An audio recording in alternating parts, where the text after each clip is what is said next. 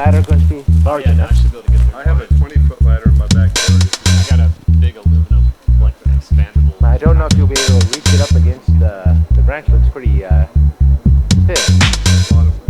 I can A-frame it and get close. My name is Brennan Fahrenkamp, and I'm a beekeeper here in Austin, Texas.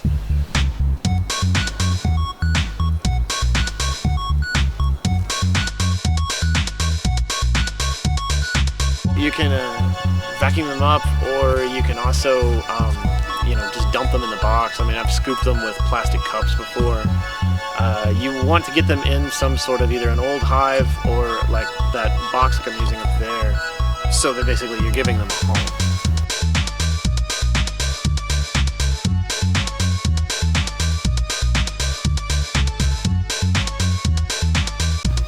Might want to get, I mean, if you're worried about getting stung, you might get back a little bit.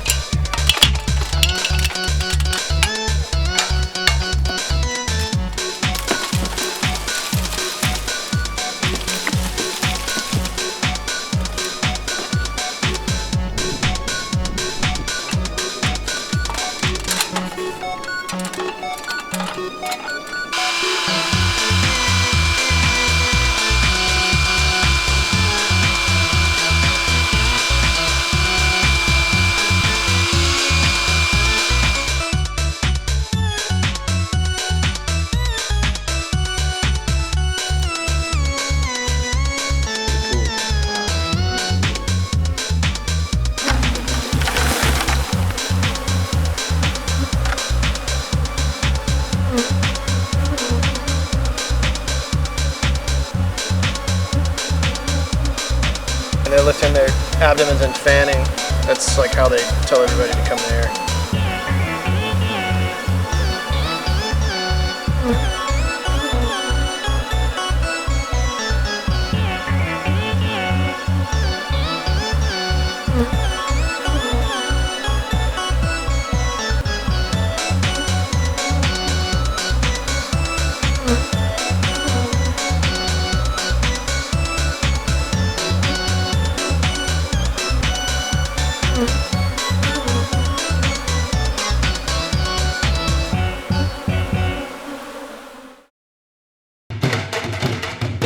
In a nutshell, they basically take raw nectar and they evaporate it down to a certain consistency and then seal it up with wax. Once it's that high of a sugar concentration, nothing can really grow in it. In fact, they add some other stuff to it too, because honey really doesn't have a shelf life. As long as it's actually evaporated down all the way like it should be and not harvested too soon. Honey, I mean, they found honey in the tombs from the ancient Egyptians. It's thousands of years old. It's, you know, it's crystallized, but you stick it in some warm water and it turns it right back into liquid honey. You really have to consider a hive of bees as one organism. Yes, it is a collection, but it functions as one organism. And honestly, the queen's just the reproductive end of it. I mean, she is a huge part because she keeps the colony going, because the colony is constantly losing bees. Their wings wear out in the summertime. You know, you lose them to, you know, defending the hive from stinging. If you don't constantly have a source of, you know, eggs and brood and bees coming out of a hive, the hive's pretty much doomed. You lose your workforce that way. So she's important as that, but as far as the hive and decision making, it's not like the queen in a traditional, you know, human sense where, you know, the queen tells everybody what to do and does this, that, and the other. The colony as a whole makes collective decisions. Nobody really knows the full mechanisms behind why that happens or how it happens. There's a lot of mysteries I don't think we'll ever solve with that. You just use grass or leaves or whatever. And you can buy smoke or fuel, but I just soon use whatever. As long as it's not toxic. I mean, you don't want to use like tobacco or something that actually hurts insects.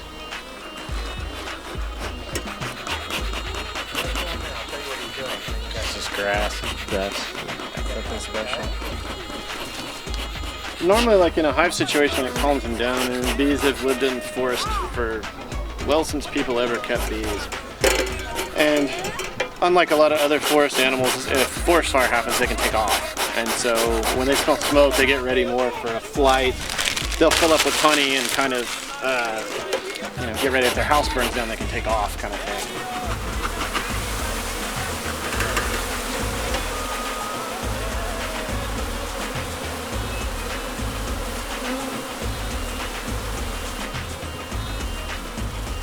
when a hive decides to split and to swarm, basically, you know, the colony divides itself in half. They make a new queen who remains in the hive, and the old queen, right before that queen hatches out, she leaves and takes all the rest of the bees with her. To get that whole process started, you have to have queen cells first, which are these special looking wax cells. They kind of look like a peanut. I mean, you can Google them on, you know, an image search or queen cell on, you know, Google or something, and it'll show you what they look like. The queen comes along and lays in them, yes, but the worker bees have to build them. So, you know, it's not like the queen can decide on her own that the colony is going to swarm. The colony decides that and kind of makes the queen go along with what's going on. You think about it, you know, you think that it's, you know, you think that she's kind of controlling the show and telling everybody what to do and this and that and the other, but that's not really the case. You know, the hive functions as basically a superorganism is what I believe the correct term for them is.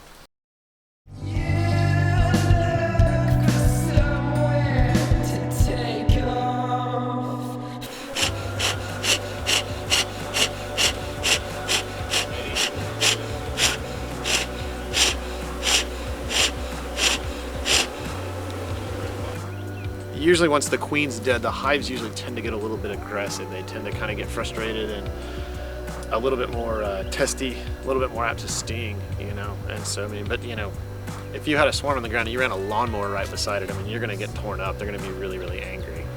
Worker bees, after they've been in the presence, been away from a queen for long enough, they actually will lay eggs, but since they're not fertilized, they're only going to produce drones, and drones are pretty much worthless to a colony as far as production and keeping the colony going. They're very important, but that colony is doomed and its days are numbered if they don't have a queen, because there's nothing replacing the workforce, and as soon as the workforce dies off, the colony's dead. Yeah, they're totally going in there now. Yeah, I bet you do have the queen in there. And let's say the queen has a heart attack or something happens where for some reason she dies or something happens to her, they can take fresh brood that has to be within 3 days old and take that, feed it royal jelly, and they can actually produce another queen.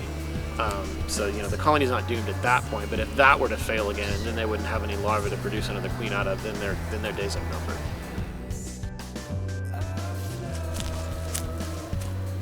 I guess it's recording. It's got a red circle on the top? Yeah. Okay. All right, Mr. B-Man. One, action. Hello, Professor Van Note. How are you? Okay, one more time. Hello, Okay, now I got the kid. Okay.